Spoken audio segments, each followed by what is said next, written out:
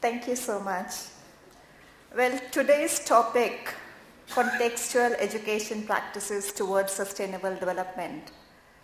Well, I think it's such a powerful topic, and I'll try my best to present my views to the topic. To just say, to promote education for sustainable development, the United Nations launched the Decade of Education for Sustainable Development 2005 to 2014. And we are in the last 2 years of that decade, and we're still talking about what are the good practices. The UN General Assembly designated UNESCO as a lead agency to promote this.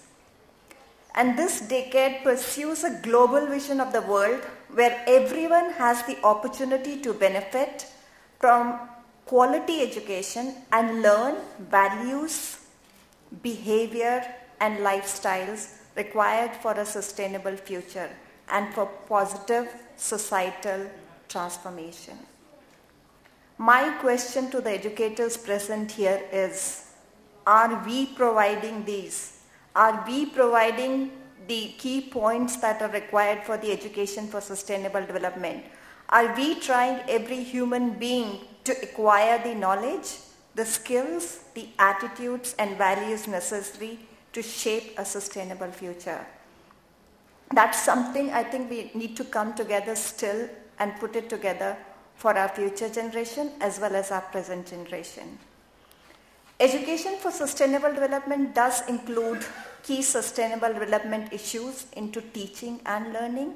For example, the climate change, disaster risk reduction, biodiversity, poverty reduction, sustainable consumption, value education. Somewhere down the line, if I look back at the time when I used to be a teacher, or even when I interact with teachers today, there comes a time after which every teacher comes and says, ultimately school's aim is to provide academic education. What are you talking about all the other skills? And I would like your feedback on it. I would just put back my cards there, whatever I have, or you can collect them at the end of the session. And I would like to hear back from you, what are your views on this? According to my view, education for sustainable development requires far-reaching changes in the way education is often practiced today. In the world that is undergoing a turbulent change, globalization underpinned by technology is driving much of it, breaking down boundaries, altering the composition of whole new communities, even countries, and creating circumstances in which new challenges arise that can be only met effectively together. Interdependence is now the recognized human condition. The conclusion that we make out of this is interdependence through peaceful coexistence and working together to resolve common challenges. And that's exactly what Ritika mentioned as well. We need to have global citizens who are able to adjust anywhere. And just to briefly talk about the organization that I work from, we do share a lot of goals which are similar to British Council's goals. And the organization is the Tony Blair Faith Foundation, and we probably moved a little ahead of saying that we need to culturally understand each other, but when we are trying to understand each other culturally, we probably also need to understand each other religiously. It's only then we'll be able to understand each other completely. So already active in 19 countries around the world, the Tony Blair Faith Foundation's program, Face to Faith, is one such school program that engages students from different faiths in meaningful dialogue across a range of cultures. It enables students to connect with others across the world and prepares them to be citizens of the world. It provides the opportunity to discuss diverse and conflicting worldviews through video conferences and a secure website. we have looked into what kids enjoy today, and we've tried to use those tools which the youngsters enjoy. So we make use of technology very, very effectively. And at the same time, I would like to say it's a very, very student-driven program. The video conferences through which the students are able to interact with each other. It's a peer learning program. They're able to talk to each other, listen to each other, coach each other, understand each other. So it's from each other, with each other, and about each other. The program aims to promote cross-cultural understanding, equipping young people with key 21st century skills needed to live in a world of diverse faiths and beliefs, to provide young people with the knowledge, skills, and competencies needed for meaningful inter- and intra-faith dialogue across a range of cultures containing diverse and often conflicting views, to give students key mediation and negotiation skills. That's to stress it again, to give students key mediation and negotiation skills. According to me, all these skills probably that I have learned has been on the job, and none of them were probably taught to me at school level. Times are changing, I see schools changing and providing all these skills, but we need to move further and we need to move across regions all over the world. I often think, like the programs that, maybe programs such as British Council's programs or programs such as Face to Faith, are often for people who are in the cities. It's my dream to see these programs in the villages, in the rurals. I know British Council has done a big attempt on spreading them through governments, and we have also started engaging governments for this program. It's our endeavor to look into that governments get engaged in a bigger way. In countries like Philippines, Palestine territories, Italy, the governments have signed an MOU with us.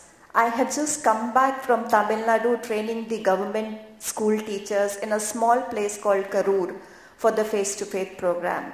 But I really look forward to the collaboration of governments all over India for this program.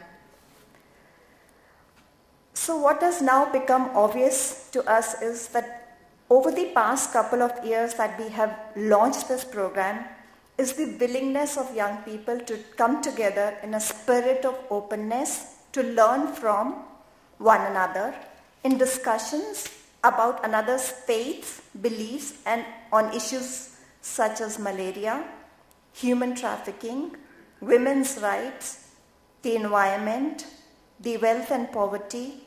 These are just a few to name. We probably focus on all the Millennium Development Goals.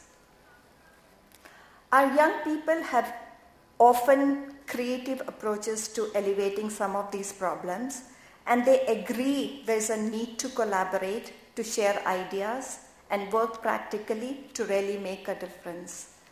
If I'm to share an anecdote here, when we had our first video conference between India and Pakistan, that was an ice-breaking activity. When the video conference started, the students were very, very, I won't say apprehensive, but they was little uncomfortable. But as the video conference progressed, and there was this set of students in Pakistan, the school in Pakistan, who said that they have a temple very near their school and they often visit that temple. And that was like an ice-breaking moment. The students just got together after that and they had great discussions. And they have become such great friends on the online community that when Fatima Bhutto released her book, they were all over the online community discussing it. I do have lots of anecdotes to share. I'm sure I'll take away all the time, so I won't go further into it. Just to give you a little more about the program, the Face-to-Faith program provides an array of different resources for schools to use, and this is not a compulsory curriculum. but sets of resources for schools to integrate into their own curricular needs and current practices. Resources on the face-to-face secure site include access to blogs, ways to connect with other students, online through a student forum, online teacher forum, and information on special events and video conferences.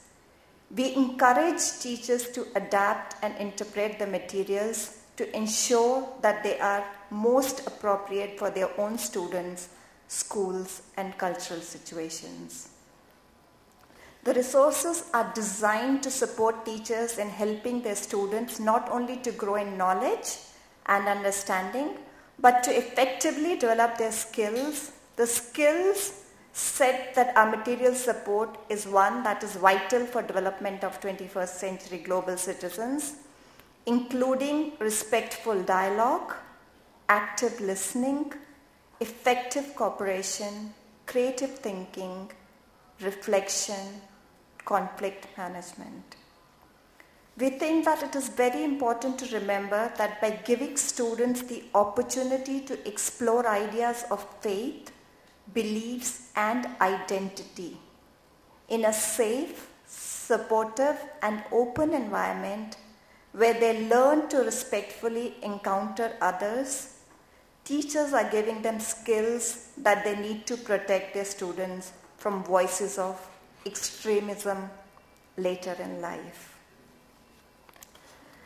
I could probably go on with what the program has to offer, but I would just like to stop here and end with a quote from the UN Secretary General Ban Ki-moon. "We hold the future in our hands together. We must ensure that our grandchildren will not have to ask why we failed to do the right thing and let them suffer the consequences." Thank you so much.